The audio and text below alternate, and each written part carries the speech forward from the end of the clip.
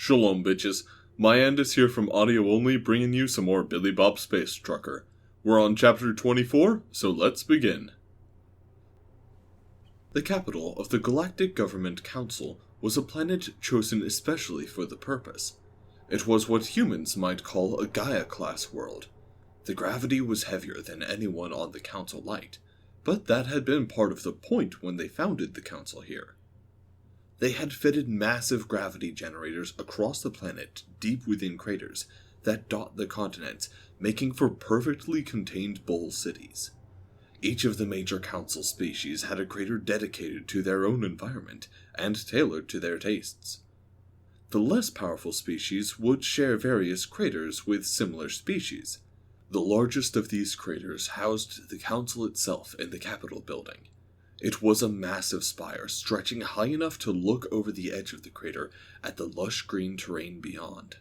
Despite having settled centuries ago, no species expanded past the craters. It was easier to control the gravity within the craters, and it was part of their statement about the planet itself. Leave most of it intact, and just use portions of it to tailor to the needs of each race. Of course, some joked that this visual paradise hid a bureaucratic hellhole. Since there were so many different species that were members of the council, but it was tailored around the founding members, there were some species who couldn't stay awake through the council meetings, and many who weren't comfortable in the settings. This was how the galactic government generally worked. They preached cooperation and unity, but at the same time only catered to the tastes of the most powerful species. Each of those craters had been fought for on a paperwork war, meetings after meetings, constant committees about every last detail. The solar cycle of the planet itself was irrelevant. There were meetings and ceremonies and appointments at all times. To help combat their own time cycles, most species would hire specially trained diplomats from species who would better endure the time changes and varied climates. There was never-ending paperwork, assigned studies, and training going on to try and keep a species in proper standing with the founding species. The Pulvians, with their love of rules and paperwork, made sure to keep it all as complicated and painful as possible. Then the Grunweldians, a species some humans might call space hamsters, were left to run many of the various offices and file paperwork.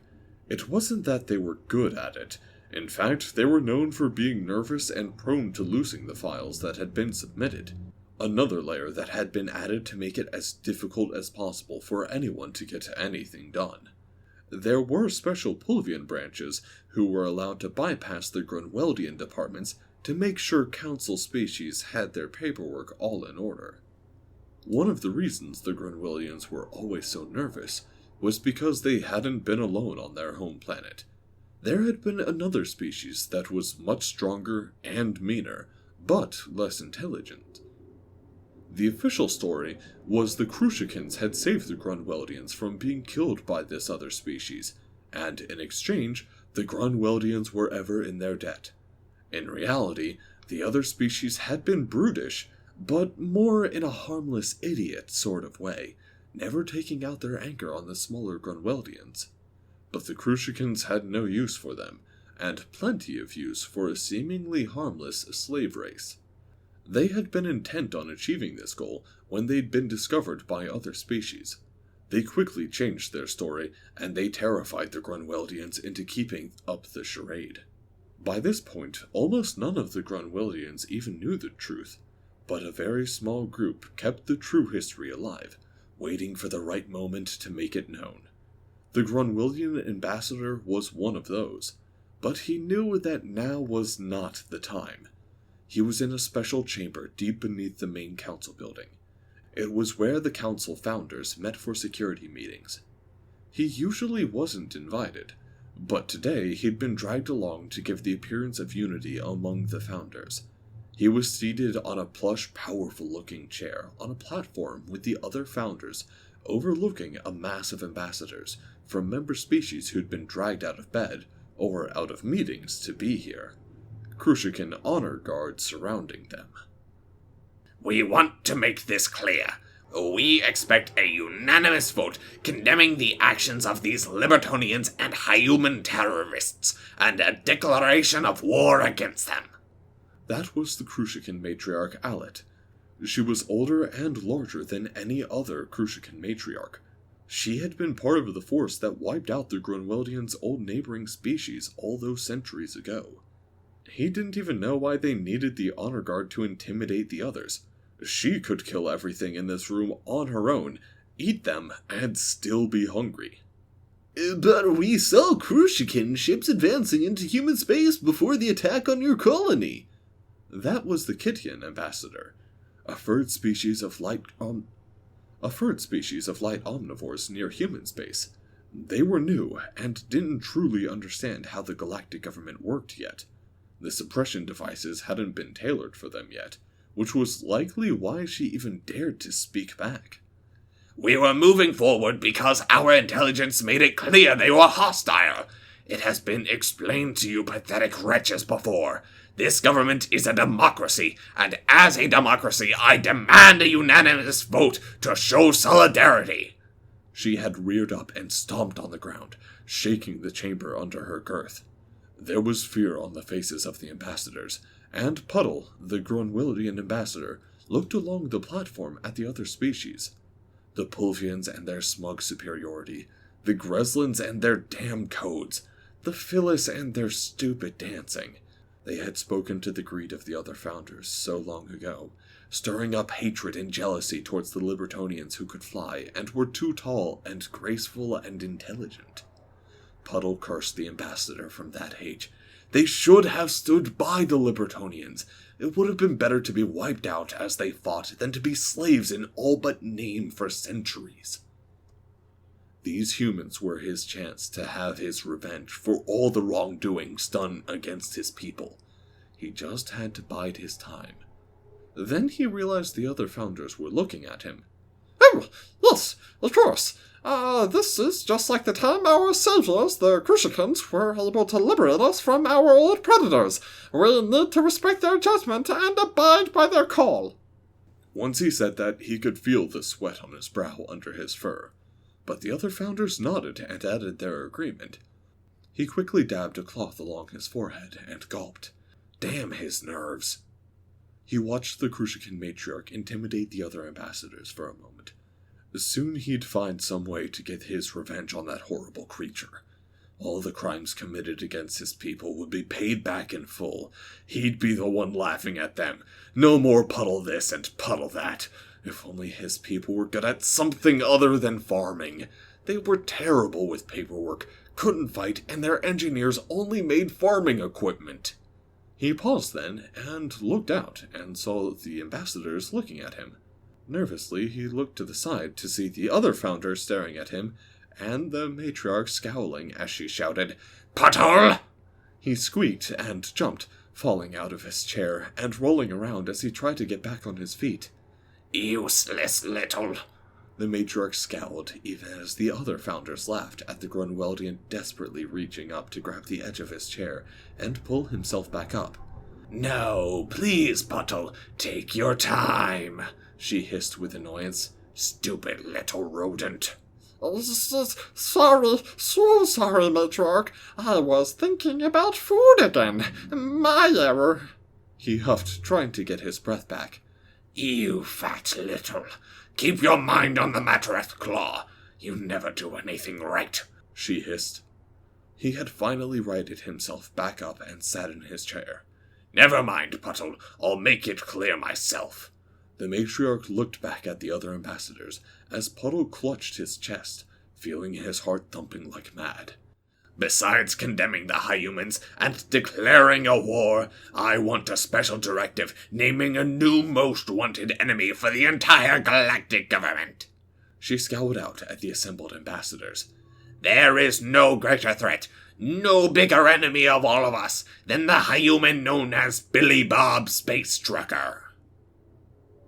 I swear to George Washington Almighty, if any of you talk about my workout music ever again, I'll have you brought up on charges. Captain Crunch growled over the comm. Sorry, but it was too good not to share. Especially when I found out that you like to move it, Billy Bob said as the archangels chuckled, and the other archangels echoed, Move it! Not a word. I have worked very hard to be taken seriously as an officer. Being born with the last name Crunch isn't exactly the easiest thing in the world, you know. So why not change it? I refuse to let society force me to change. Suit yourself, Captain, Billy Bob said as he walked forward. He'd gotten the hang of the suit now, and they were walking along one of the roads leading to the cargo port. Most of the time they moved cargo around the surface on massive mag trains, but they still had roads for private vehicles. They'd walked down one of those roads while Ivanovich piloted the Longhorn. The ship was set to hover and crept along nice and slow. Emily was in the back, ready to climb into the damaged but functional Libertonian power suit should they need help. Crunch was in the cargo bay, out of sight as she spoke on the comm. They were taking a very leisurely stroll along the road, their black power suits arranged around the Longhorn in a loose rectangle. Billy Bob up on the front left. Emily, do Grislins wave? Yes.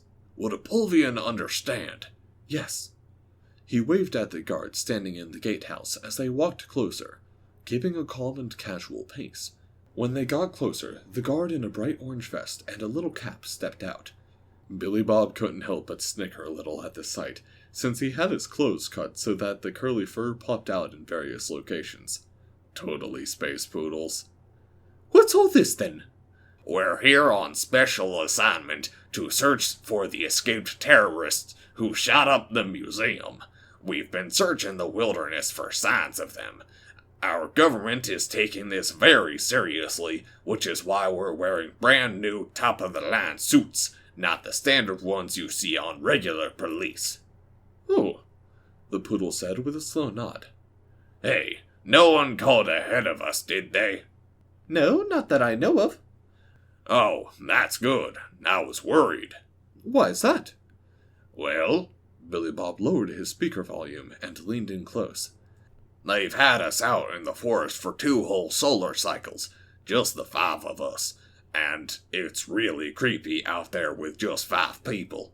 All the trees and the strange sounds at night, and we've been taking turns standing guard while the others sleep, so sometimes we're all alone in the dark. The Pulvian shuddered at the thought, as Billy Bob knew the idea would. That's awful. 2 whole solar cycles? Yeah, think about how many sleep cycles that is. That's the problem.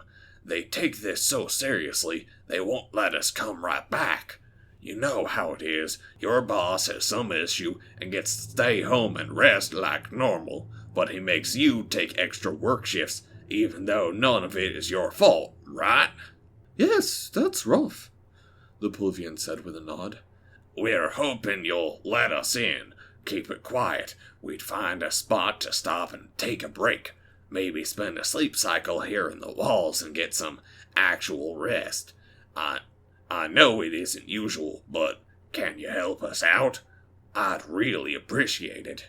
Hey, yeah, I know how it goes. That's fine. Shipments have been slow since this all went down anyway. Hey, thanks. I'll note your help. See if we can return the favor sometime. The Pulvian wagged his tail and walked back into the guardhouse, opening the gate for them. You know, you're not like the other fish cops I know. You're normally so stiff and by the code. Oh, well, normally. But once you've been out in the forest at night, all alone, it changes you. Billy Bob watched the Pulvian shudder once more and then waved them inside. Billy Bob smiled inside his suit as they walked forward, entering the cargo port. There were admin buildings near the center, and giant warehouses around the outside, with docking bays for massive Atlas ships in between. He wasn't sure how big it was, but he couldn't see the other side from where they were. That was excellent, Billy Bob, Crunch said, having listened in. Now what? Billy Bob hummed as he looked around, and then started walking to the left. This way. He could see an Atlas that had a crew standing around the loading bay, sitting on crates and smoking something. A clear sign they were done unloading, and were waiting on something to show up. Didn't matter what species, Billy Bob knew what to look for in cargo crews. They had to walk another 10 minutes, even at a brisk pace, to get there. And it was one of the closer bays, so Billy Bob realized this place must be really huge. Either way, he stood up straighter than normal and set into a confident stride as he approached the Xenos sitting around on the crates. He'd seen plenty of them around before, called them lickers. They had 4 arms and a more reptilian appearance, sort of like a really big iguana, with extra limbs. They were about as tall as a human, but much lighter, obviously. The main reason he called them lickers was their super long tongues. They couldn't blink, so instead they licked their own eyes to moisten them.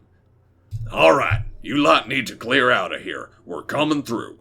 He barked out as he got close, and they jumped off their crates, looking at the approaching black power suits. Many of them nervously licked their eyeballs while they stubbed out the smoking sticks they'd been breathing in. They weren't cigarettes, he realized as he got close. They literally looked like branches that had been partially set on fire. No, what? One asked as Billy Bob turned and stepped up to him abruptly, towering over him. You heard me. Clear out. You got the notice half a cycle ago. I don't know why you're still here. We what? The licker looked confused, and licked his eyes even more than usual in nervousness. How many times do I need to say it? Clear out! This ship is being commandeered in the name of the Galactic Council. You're interfering with council business here. He set his hands on his hips. How bad do you want to go straight to space jail, huh? I hear there's plenty of interesting cellmates willing to explore interspecies physical relations. Oh, no. There hasn't been, I don't know. Well, you're in the way of official business, like I said, so clear out of here. The licker scurried away as they guided the Longhorn up the cargo ramp. The Atlas ships were so massive, the Longhorn could fit in the center of their cargo bay, and had room for another 7 of them if they had been stacked properly. And that was just the cargo bay. Took a lot of fuel to move them around, and they had big crews. Part of the reason human freight had been so popular was their lower costs, and ability to deliver smaller loads. As they set the Longhorn down in the bay, he saw the better-dressed command crew walking down the stairs at the front of the cargo bay. What's the meaning of this? The best-dressed licker asked as he approached. I should ask you that, Billy Bob said, and pointing at the creature, he stepped back in surprise. We gave you notice a half cycle ago, and I found your crew outside smoking. They hadn't prepped the ship or removed their personal effects. Are you intending to obstruct our operations? What?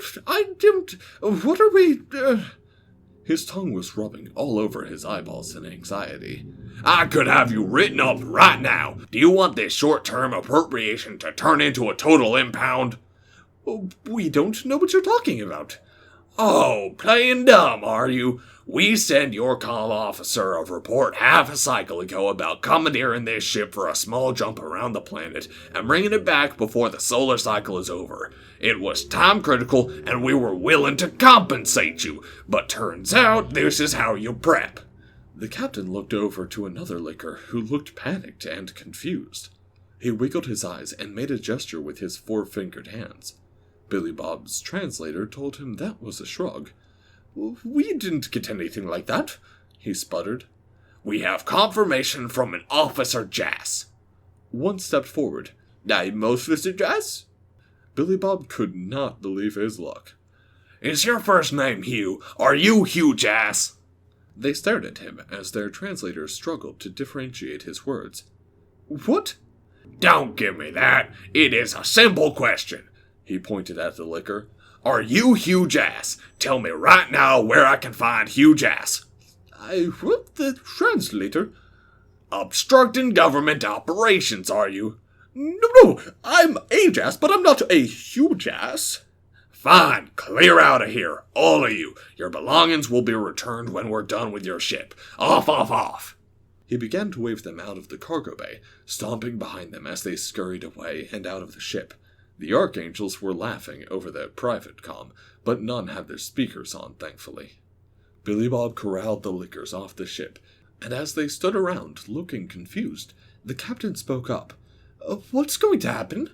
We're going to take your ship for a solar cycle, and you'll get it back when we're done. But what do we do until then? First of all, what's your launch clearance? We left the data slate on the bridge. Alright, now then.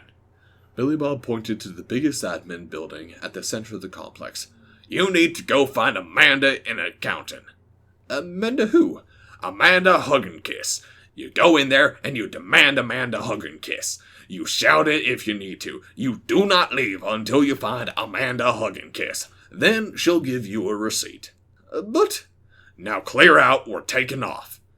Billy Bob walked back inside, waving to Sergeant White, who hit the button to start closing the cargo ramp. Once it was closed and they were left alone in the massive cargo bay, Billy Bob held his hands out. Who is good? Touchdown dance? Oh yeah! He began to dance as the Archangels laughed and applauded his performance. All right, get out of my damn suit and we'll get this pig in the air. Come on, don't be a grump. This way no one have to die. We're out of here free and clear. Live it up, Captain. We are not out of here yet, Lieutenant, she growled. All right. Billy Bob opened the hatch in the back of his suit. A little help here? He tried to pull up and out of it, but he was still injured, so he was groaning and struggling, but couldn't pull himself out. Cal stepped over, reaching in to help pull him out, much more gentle with her power suit than he was. He was held in her arms for a moment as he looked up at her. Are you my mommy?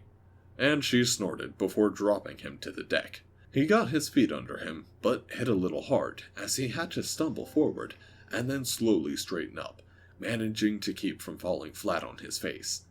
Cat-like reflexes, do I not cease to amaze? We're all impressed with your ability to spew bullshit out of your mouth, Billy Bob, Cal said as he had a shit-eating grin plastered on his face. Crunch had come out of the Longhorn to get back into her suit, while he headed deeper into the ship. Climbing up the small Xeno stairs 2 at a time, he still had to traverse several halls and corridors before making it into the bridge. He tapped into the ship's internal comm system as he began to look over the systems. The engines were cold, but he wasn't sure how long it would take the Lickers to realize they'd been hijacked. Ivan, get into engineering. Get the engines warmed up. I'm going to get the other systems online. We need to kick the tires and light the fires and get out of here pronto. He found the command chair, shaking his head at how lazy they were about these systems. Navigations, steering, speed, communication, they all had different people. One human could easily handle steering and speed, and likely navigation on their own. Hell, adding in communication wasn't that hard either. He had to drag a number of monitors over to the command chair, slaving them to its control as he sat down and started to type. Life support was obviously online, but he adjusted the atmosphere to be more human-friendly. Then he stopped as he thought of Emily and set it to standard. Ivan had the engine start-up sequence going, and he quickly brought the other systems online, testing nav boosters, grav generators, and the inertia dampeners one by one to make sure they were fully functional. Billy Bob kept them all running on his Longhorn, since fully shutting it down was more trouble than it was worth, since he could get unloaded and going in less than an hour. The engines were just starting to spin up when he got the call from the tower. He quickly picked up the data slate and turned the video feed off. This is the tower. We've got indications of engine spin-up on your platform. We don't have you scheduled to take off for another half-solar cycle. Ah, yes, tower. This is... He looked at the data slate. Atlas 894376-221. No name. Did Xenos not name their ships? Well, shit. Did Jas not call you up? We've had a change of plans. We're no longer waiting on cargo. We're prepping for immediate takeoff. Atlas 221, with the recent trouble, you are aware of the enhanced security protocols. Yeah, Tower, I have my launch code right here. Foxtrot Echo Zulu 361. Understood, Atlas. However, that was the launch code for tonight, not right now. We're supposed to have security sweep your ship before a new code can be given. Oh, is that necessary? They swept us to give us this one, and that was earlier. Do you really think some dangerous terrorists have snuck into this port and taken over a ship without any explosions or fighting? There was a pause as Billy Bob held his breath. Yeah, that's pretty unlikely. They're supposed to be real savage barbarians. I heard they like to fornicate in pools of blood. Oh, that's disgusting. Yeah, you're okay to go, Atlas 221. No one is launching. I'll clear you with Central. Appreciate it, Tower. He let out a breath and smiled once more as he got the ship operational.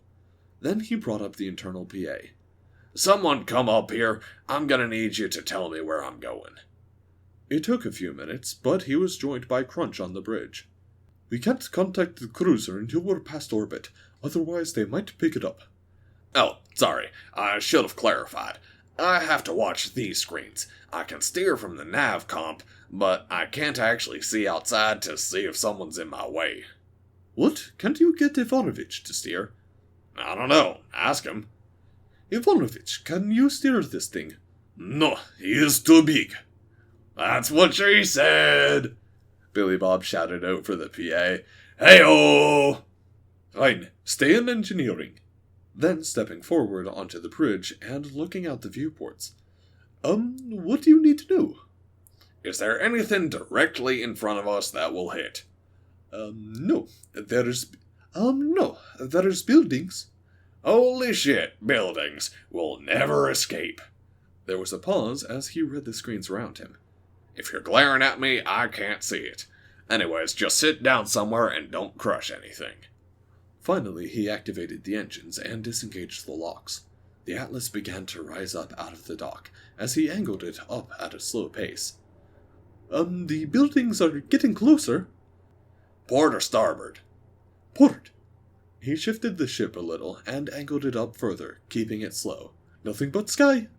He picked up speed. He started to pick up the speed. Clouds, the sky is getting darker. He checked the readings on his navcom. Atlas 221, this is Central. You're not following the proper course. You need to angle down and reduce speed. That's not what your wife said last night. Excuse me? All she kept shouting was harder, harder. How dare you? Eat shit, Central. I'm a fucking pilot. I don't need your stupid computers to tell me what I'm doing. But hey, let your wife know I had a great time with her and your sisters. Who is this? I'll report you. I'll have you brought up on charges. Oh, I'm shaking in my boots, like the cops are going to give a shit about me screwing around with your family. It's legal, buddy. Well, maybe not what your mother did. That was some nasty shit. I'll kill you. I'll hunt you down. You're dead. Dead! Billy Bob cut the feed with a smile. And now this flight won't be properly recorded and tracked because you'll have to explain that call. Now, why don't we get this fucking hog a-rolling? He punched it as Crush started to make a call across to the cruiser. To make it easier to find them, he began to broadcast a new designation, Rosie. Then across the ship's PA, the music rang out. I want to tell you a story about a woman I know. When it comes to lovin', she steals the show. She ain't exactly pretty, ain't exactly small. 42, 39, 56, you could say she's got it all. Billy Bob was banging his head as he flew, and then as the chorus came on, he yelled out with the tune, "Oh, Lada Rosie!"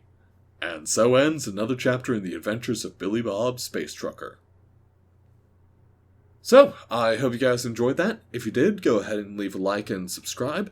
Also, nifty shit, I finally figured out how to get my pop filter to stay in front of my mic. I've been trying to get this fucking pop filter to work since before I started this channel, and holy fuck, I finally figured it out. It should not have been this difficult. Anyways, it's working now. So, with that, have a nice one, y'alls.